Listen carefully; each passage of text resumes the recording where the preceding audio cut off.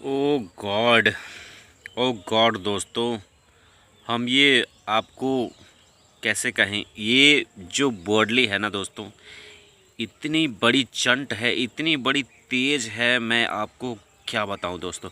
ये sleeper cell का काम कर रही है दोस्तों। स्लीपर सेल मतलब आप समझते हैं ना।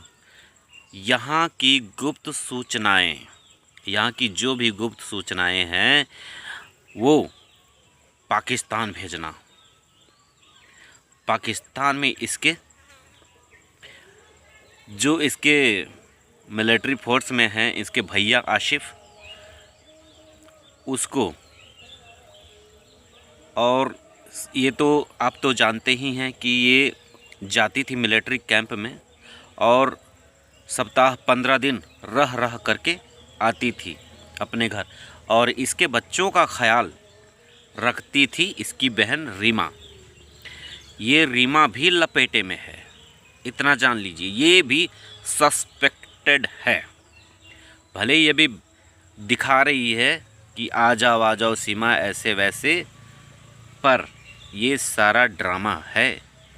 ये भी हो सकता है क्योंकि ये हाल ही में पता चला है दोस्तों कि इसका पास जो नंबर था पाकिस्तान में, वो नंबर को इसने इंटरनेट के माध्यम से किस तरीके से इसने उस नंबर को यहाँ पर वो नंबर खुलवा लिया भारत में।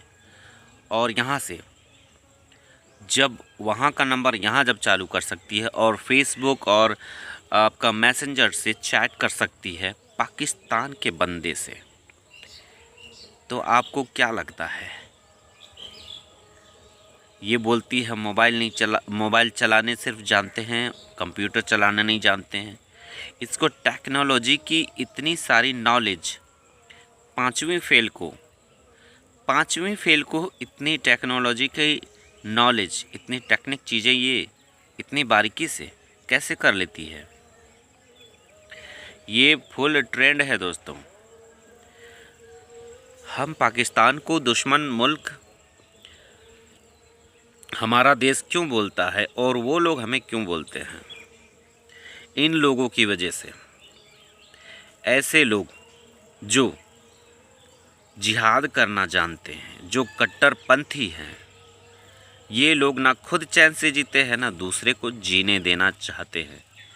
इसीलिए तो इतना फुल ट्रेंड करके इस बोडली जेट को यहाँ पर भेजा गया है। और इलीगल, अगर ये चाहती तो लीगली भी आ सकती थी, लेकिन इलीगल क्यों? क्योंकि इसका कॉन्फिडेंट देखना था।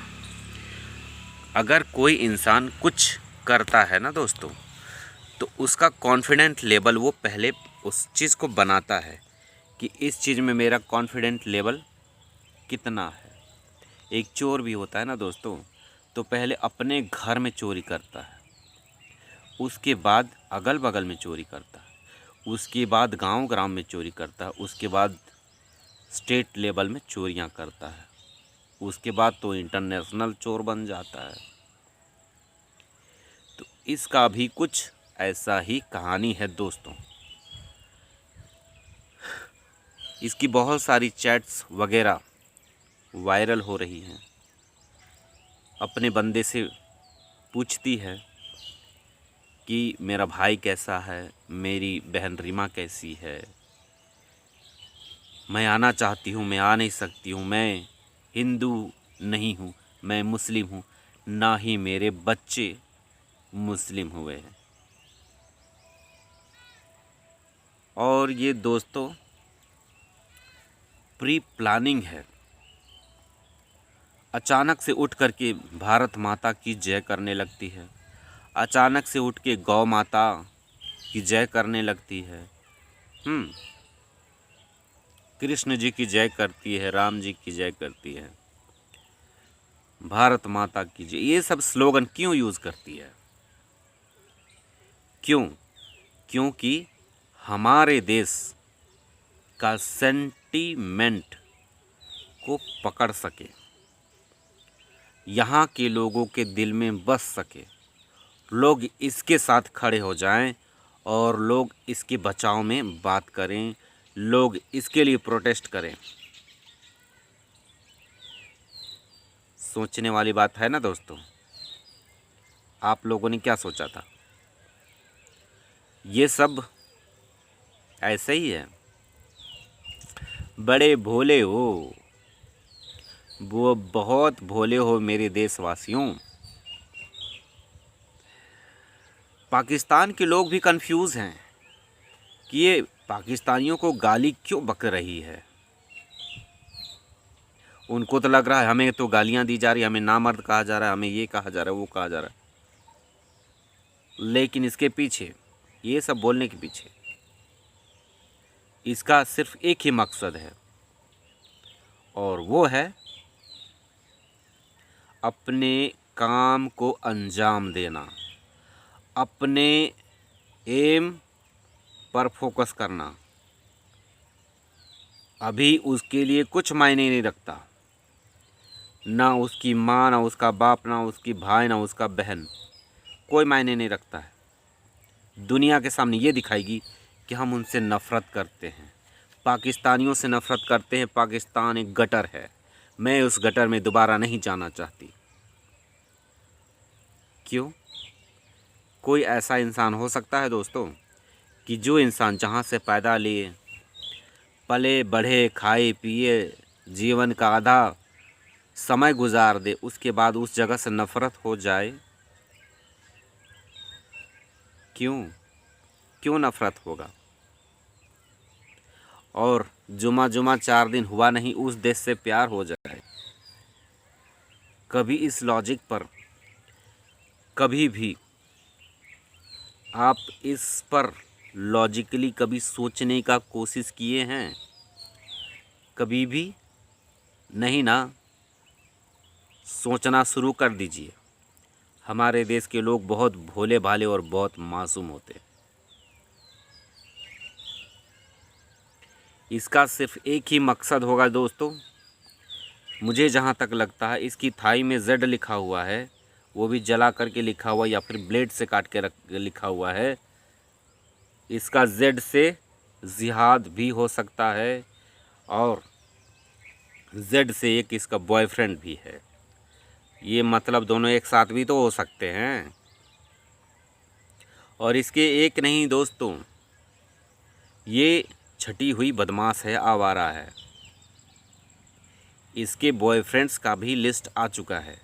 कितने सारे इसके लिस्ट हैं, काले गोरे, लंबे चौड़े, मोटे जुल्फ़ों वाले, कुछ छोटे जुल्फ़ों वाले, इतने सारे बॉयफ्रेंड। ये गिनती होगी ना दोस्तों तो खुद इसको समझ में नहीं आता होगा कि मेरा बॉयफ्रेंड शुरू कहाँ से, वो गिनती कहाँ शुरू करे और गिनती कहाँ पर ख़त्म करे। इतना इसका बॉयफ्रेंड्स है। इसीलिए इसको पाकिस्तान की सेना इसको यूज़ करती होगी। मैं ये कंफर्म नहीं हूँ क्योंकि ये प्रूफ नहीं हुआ है, लेकिन वहाँ की सेना ही पाकिस्तान को चलाती है। पाकिस्तान को चलाती है, वहाँ की सरकार भी नहीं चलाती है, वहाँ के नेता भी नहीं चलाते हैं, वहाँ की सेना चलाती है। और वहाँ की सेना उस देश को गर्त में धकेल रही है। इतना महंगाई, इतना सब कुछ, इतना परेशान है पाकिस्तान के लोग। क्यों परेशान हैं? क्योंकि वहाँ का सिस्टम ही हैक हो चुका है। सब परेशान हैं। मेरी बात होती है पाकिस्तानियों से, वो बोलते हैं कि हम बहुत परेशान हैं। भाई, हमारे यहाँ प्याज मिलता है 20 रुपये, वहाँ मिलता है 200 रुपये। चिकन मिलता है यहाँ पर 150 रुपये, तो वहाँ पर 1500 रुपये। आप सोच सकते हैं कितना ज़्यादा अंतर है। वहाँ का 1 लाख होगा ना, तो हमारे यहाँ उसका वैल्यू 30,000 है। सोचिए 3/3 नीचे चला गया है, तो इंसान परेशान नहीं होगा। और ऊपर से इस तरह का प्रोपेगेंडा, कम से कम अब तो सुधर जाओ मेरे प्यारे पड़ोसी, सुधर जाओ कि तुम्हारा कुछ कल्याण हो जाए। आपस में लड़ाई झगड़ा करके क्या मिलता है। आप घर में दो भाइयों का भी देखते होंगे, लड़ाई होता है, वो घर कभी भी आगे नहीं बढ़ता, वो आपस में ही लड़ते रहते हैं, कभी आगे नहीं बढ़ता, वो घर बर्बाद हो जाता है कभी भी। ये बात समझ में नहीं आती। पढ़े लिखे तो बहुत कम होंगे, कुछ ही % होंगे, तभी तो इतना ठरकीपना करते रहते हैं। कुछ पढ़ भी लेते, उन जो पढ़े लिखे होते उनका भी ब्रेन वॉश कर देते हैं ये अनपढ़ों की जमात। कुछ लोग जो काफ़ी समझदार होते हैं, काफ़ी अच्छा समझते हैं चीज़ों को, वो ऐसा नहीं करते, वो बिल्कुल भी ऐसा नहीं करते। लेकिन जहाँ ज़्यादातर जाहिलों की जमात हो, वहाँ एक अगर समझदार इंसान भी हो तो वो भी जाहिलों की तरह रिएक्ट करेगा। अगर नहीं रिएक्ट करेगा तो उसको वहाँ पर रहने नहीं दिया जाएगा। तो पाकिस्तान से मैं यही कहना चाहता हूँ कि जो लोग ये चीज़ कर रहे हैं, गलत चीज़ कर रहे हैं, तो उससे आपका भला नहीं होने वाला है। अच्छे काम कीजिए, अच्छी सोच रखिए। अगर नहीं समझ में आता है तो हमारा क्या बोलिए, जो कृष्ण भगवान ने जो गीता दिया है उसको पढ़िए, उससे सद्बुद्धि आएगा। पूरे संसार के कल्याण के लिए गीता को भगवान ने बोला था यहाँ पर, वो पढ़िए, आपको सद्बुद्धि आएगा कि संसार में कैसे रहना है। आप 100 साल के अंदर ही आपका जीवन है, 60 साल मैक्सिमम 70 साल। इस जीवन में इतने सारे पाप कर्म करके क्या मिल जाएगा। अच्छे काम करो, अच्छे अपने बाल बच्चों के लिए अच्छे करो। ये लूट खसोट ये सब, मुझे तो सारा यही सब कि हमको लगता है कि ये स्लीपर सेल इसीलिए इस बोडली जेड को बनाया गया है,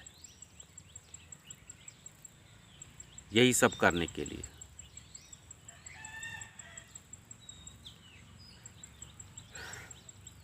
मेरी बातों से अगर किसी को बुरा लगा होगा तो मैं उसके लिए माफ़ी चाहता हूँ, लेकिन मैं सिर्फ समझाना चाहता हूँ कि बुराई से किसी का भला नहीं होता है।